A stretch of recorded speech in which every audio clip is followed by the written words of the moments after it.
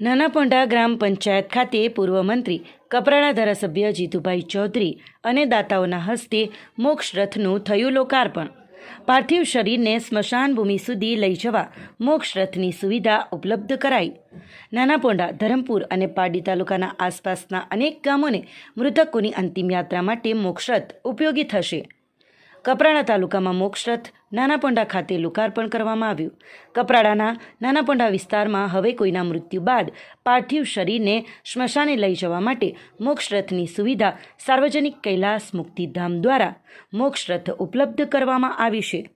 કપરાડા તાલુકાના અનેક ગામોમાં આજે પણ કોઈકનું નિધન થાય તો તેવા વ્યક્તિની અંતિમ યાત્રામાં લોકો નનામી ઊંચકી 1.5 થી 2 કિલોમીટર સુધી કૈલાસ ધામ સુધી લોકો ચાલીને જતા હોય છે અને આ પરંપરા વર્ષોથી ચાલી આવે છે। પરંતુ દુર્ગમ વિસ્તારમાં રહેતા લોકોને ચોમાસા દરમિયાન અંતિમ યાત્રા સ્મશાન ભૂમિ સુધી લઈ જવા માટે મુશ્કેલીઓ પડતી હોય છે। ત્યારે આ સમગ્ર બાબતને ધ્યાને લઈ કપરાડા તાલુકામાં પ્રથમવાર નાનાપોંઢા ખાતે અંદાજિત રૂપિયા 12 લાખથી વધુના ખર્ચે તૈયાર થયેલ ભવ્ય મોક્ષ રથનું લોકાર્પણ કાર્યક્રમ નાનાપોંઢા ગ્રામ પંચાયત ખાતે આયોજિત કરવામાં આવ્યું હતું, જ્યાં પૂર્વ મંત્રી અને હાલના ધારાસભ્ય જીતુભાઈ ચૌધરીના હસ્તે આ હિન્દુ મંત્રોચ્ચાર વિધિ વિધાન અનુસાર શ્રીફળ વધેરી મોક્ષ રથ લોકાર્પણ કરવામાં આવ્યો હતો। આ પ્રસંગે નાનાપોંઢા સરપંચ અને એપીએમસીના ચેરમેન મુકેશભાઈ પટેલ, ભારતીય જનતા પાર્ટીના તાલુકા પ્રમુખ રમેશભાઈ ગામિત, ગોઈમા જિલ્લા પંચાયત સદસ્ય શૈલેષભાઈ પટેલ, ભારતીય જનતા પાર્ટી યુવા મોરચાના મહામંત્રી મયંકભાઈ પટેલ સહિત અનેક અગ્રણીઓ ઉપસ્થિત રહ્યા હતા। આ પ્રસંગે ધારાસભ્ય જીતુભાઈ ચૌધરીએ જણાવ્યું હતું કે અંતિમ યાત્રા લઈ જવા માટે ચોમાસા દરમિયાન અનેક ગામોના લોકોને મુશ્કેલીઓ પડે છે। મોક્ષ રથનો પ્રારંભ થયા બાદ હવે લોકોને આ મુશ્કેલીમાંથી મુક્તિ મળશે। પુણ્ય કાર્યમાં ઉપયોગમાં લેવામાં આવેલું ધન એ સદા બમણું થઈને દાનદાતાને મળતું હોય છે। મોક્ષ રથ બનાવવા માટે ગ્રામજનો દરેક સમાજના લોકોનો સહયોગ આપવા બદલ આભાર વ્યક્ત કર્યો હતો। મોક્ષ રથના દાતાઓ એ ઉપસ્થિત રહી તેમજ તેમનું દાતાઓનું મહેમાનોનું સન્માન પણ કરવામાં આવ્યું હતું। ગ્રામ પંચાયત કચેરી ખાતે આયોજિત મોક્ષ રથ લોકાર્પણ કાર્યક્રમમાં મોટી સંખ્યામાં ગામના અગ્રણીઓ, ગામના લોકો ઉપસ્થિત રહ્યા હતા।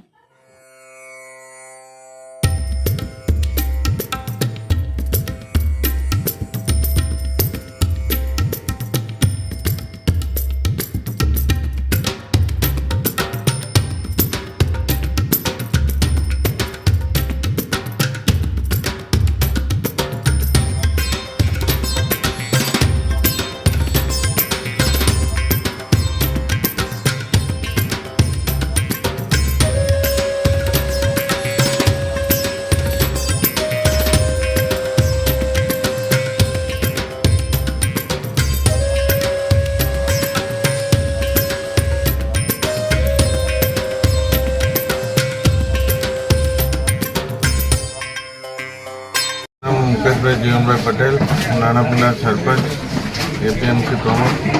આજે અમને એક વિચાર આવ્યો કે દરેક ગામના અંદર મોક્ષ રથ જોઈને અને જ્યારે બી તે મહિતમાં જઈએ અમે ત્યારે અમે જોતા હોઈએ છીએ કે રિક્ષામાં મયત લઈ જતા હોય કે પિકઅપમાં મયત લઈ જતા હોય તો અમને ખૂબ મોટો વિચાર આવ્યો કે નાનાપોંઢા ખાતે એક ખૂબ સારું એવું સાર્વજનિક કૈલાસ મુક્તિધામ નાનાપોંઢા કૈલાસ મોક્ષ રથ બને એવી આશા રાખીને જ્યારે દરેક સમાજના અંદર, જ્યારે મુસ્લિમ સમાજ હોય કે રાજસ્થાની સમાજ હોય કે ઉત્તર ભારતીય સમાજ હોય કે મહારાષ્ટ્ર સમાજ હોય, દરેક ગામના મિત્ર મંડળ હોય કે દરેક ગામના મારા સભ્યો હોય એ તમામને ખૂબ સારી એવી જહેલત ઉઠાવી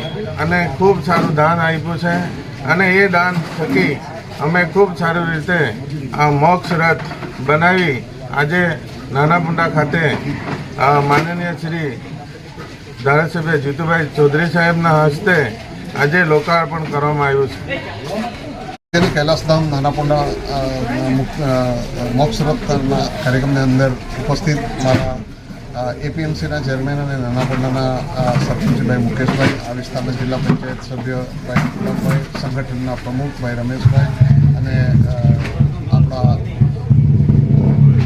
ગોઈમા જિલ્લા પંચાયત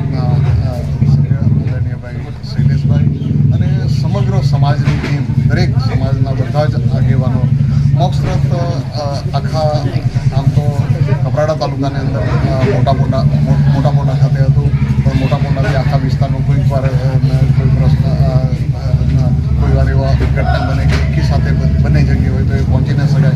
ત્યારબાદ મોટા પોંડા બાદ ભોઈમાએ શરૂઆત કરી, ભોઈમા બાદ વક્ષભાઈએ શરૂઆત કરી. પણ કપરાડા તાલુકાનું નાના પોંડા સેન્ટર એવું છે, નાના પોંડાથી સરાઉન્ડિંગ લગભગ 40 થી 50 ગામના વિસ્તારમાં જ્યારે જરૂર પડે ત્યારે એની ચોક્કસ સુવિધા પ્રજાને મળી રહે. અને ખાસ કરીને આ કાર્ય એવું છે કે એમાં કોઈ પ્રોફિટ નથી. જેમાં પ્રોફિટ મળે એમાં બધા જ લોકો કરે, પણ આ તો નો પ્રોફિટ એટલે કે એકવાર મોક્ષ રથ બનાવ્યા પછી એમાંથી કોઈ કમાણી નથી. ફક્ત એક ડીઝલ ખર્ચો નીકળે અને ડ્રાઈવરનો પગાર એટલી જ એની ફી, એટલે કે એટલો જ એનો ચાર્જ. એટલે ગામનો ચાર્જ 1000 રૂપિયા અને ગામથી બહાર જાય તો 1500 રૂપિયા. પણ આ મોક્ષ રથ બનાવવા માટે જે જહેમત ઉઠાવે કે જેમને વિચાર આવ્યો કે અમારા ગામના સરપંચ મુકેશભાઈ અને નાસિરભાઈથી માંડીને મુસ્લિમ સમાજ અને દરેક સમાજના બધા આગેવાનોએ જાતે બનાવ્યું. આમ તો મોક્ષ રથ મોટાભાગે જૂનાગઢવાળા બનાવે છે, એમની એક ડિઝાઇન હતી, પણ એ લોકોએ પોતે ડિઝાઇન બનાવીને મજબૂતાઈ કે જેને હું કહીશ તો 50 વર્ષ સુધી કંઈ પણ વાંધો નહીં આવે એવું સ્ટીલ વાપરીને જ્યાં લાકડાની જરૂર પડે ત્યાં લાકડું વાપરેલું અને ખૂબ સારી ડિઝાઇન. આમ તો મેં દાખલો અત્યારે જ આપ્યો કે માણસ વરરાજા બને ત્યારે ખાટમાટ સાથે ગાડીમાં વરરાજા બની જાય, પણ જ્યારે અંતિમ યાત્રાએ પણ એને જવા માટેની ખૂબ સારી સુવિધા આદરણીય સાર્વજનિક કૈલાસધામ નાના પોંડાએ કરી છે.